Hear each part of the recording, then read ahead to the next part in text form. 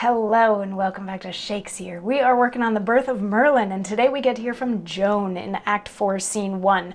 So Joan has given birth to a full-grown adult named Merlin who has a beard and reads books and all of that sort of fun stuff. And Merlin has already shown himself to be rather a mystical, magical type of person who can see the future and whatnot. But also the other things that are going on, we have the Saxons plotting against the Britons, including Artesia. She's in on this to try to drive a wedge in between Ulthar and Aurelius, which she did at the beginning of Act 3, Scene 6. She was flirting with Ulthar, and then she cried for help and said that he was trying to kidnap her and all this sort of thing. So Aurelius and Ulthar are already not on good terms. And Edal on the Britain side is pretty much the only one that's like, does nobody else see what's going on here? And obviously they're plotting to come and get us because they have reinforcements arriving at Norfolk and Northumberland. So we need to, fortify our forces as well. And Aurelius is like, all right, well, I'll go to the Welsh king and try to get him on my side, even though the Saxons have already gone there. So it's a little bit of a race to get King Vortigern on one of the sides. In the meantime, King Vortigern is in Wales and he's trying to build a castle, but all of the work that they do during the daytime is undone overnight, and they can't figure out why this is happening. But Merlin has a little bit of an idea of why this is happening, and he knows that the clown thinks that he should go and help Vortigern. But as they're talking, and this is sort of where we left off yesterday, was with Merlin saying, I'm aware that there's this Welsh castle that can't be built right now because it keeps being undone at night. And then a couple of gentlemen come in and they're wandering around. They're like, we need to find him. We were told that he's definitely alive. There's some sort of fiend-born child that we're looking for that the king says that we need to get. And they overhear the clown and Merlin talking about the fact that Merlin's father is likely the devil. And they're like, that must be him, but I thought it was a child. Like he's full grown. They're like, no, but it has to be him. So they go over to him and they're like, all right, do you have a mother? And he's like, yes, I have a mother. And he's like, do you have a father? And the clown makes some quips about, the father may be the devil and whatever. And they're like, okay, so can we maybe see this mother of yours? Which in my head sounds sort of like, could you describe the ruckus, sir? If you know that reference. So Merlin goes to get, the clown goes to get Joan and bring her in so they can see that Merlin actually has a mother. And in the meantime, Vortigern and Proxima have also entered. Proximo being the magician on the Saxon side of things. And he and the hermit already had a little bit of a magic battle and he lost. But he and Vortigern come in and they're like, we're looking for this child and we know that the Saxons want us. But okay, first of all, we need to find this child because it is upon the blood of this child that my castle can be built. So we need to find him.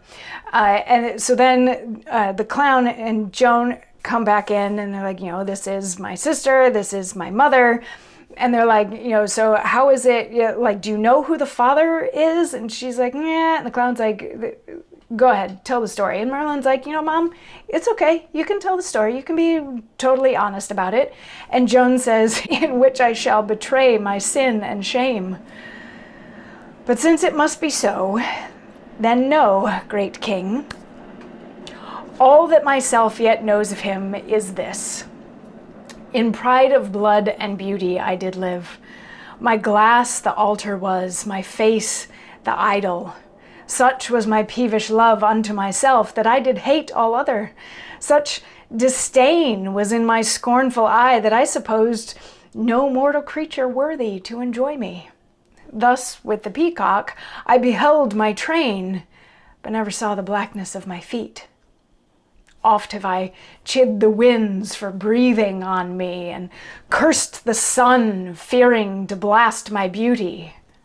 In midst of this most leprous disease, a seeming fair young man appeared unto me, in all things suiting my aspiring pride, and with him brought along a conquering power to which my frailty yielded, from whose embraces this issue came.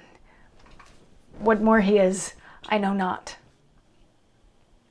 So what she's saying is she was very vain and conceited. She's admitting here that she was very vain and conceited. She thought that she was the most beautiful person in the world and that there was never going to be a person that was worthy of her until this one guy showed up who was so perfect and beautiful, and he appealed to all of her pride and all of her vanity and everything like that, that she just gave in and whoops, got pregnant, and here's the product of that birth.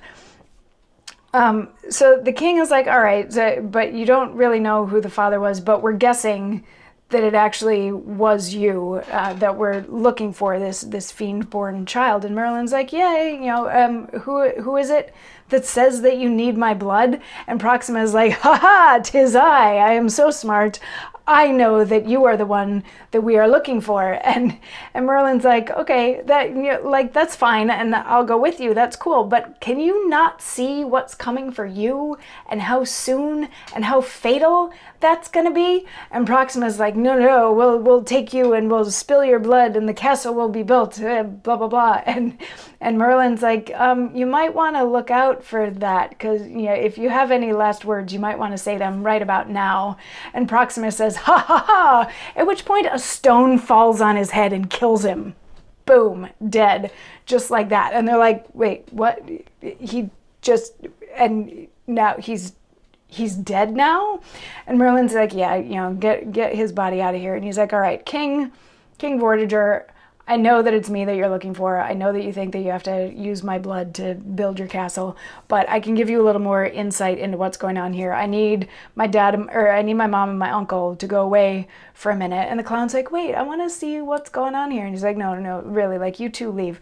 So Joan and the clown exit, and Merlin strikes his wand and conjures these two dragons, a white dragon and a red dragon, who start fighting with each other. And then they pause for a minute, and Merlin's like, do you see what's going on here? And Vortiger's like, oh my goodness. And the dragons start to fight again, and eventually the white dragon chases the red dragon off.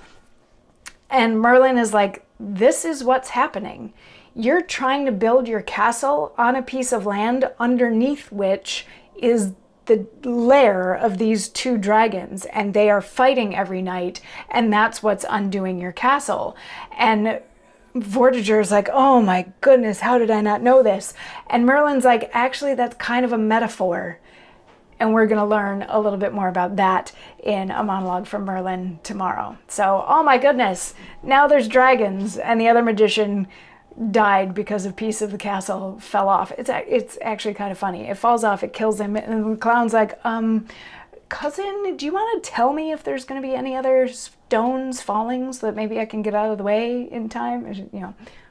Playing off the being able to tell the future thing. It's just kind of, anyway, I like the clown and I like Joan. So that's today. We've got a castle falling down, we've got dragons, we've got Merlin being amazing, and we get more of that tomorrow. So come on back. Mwah.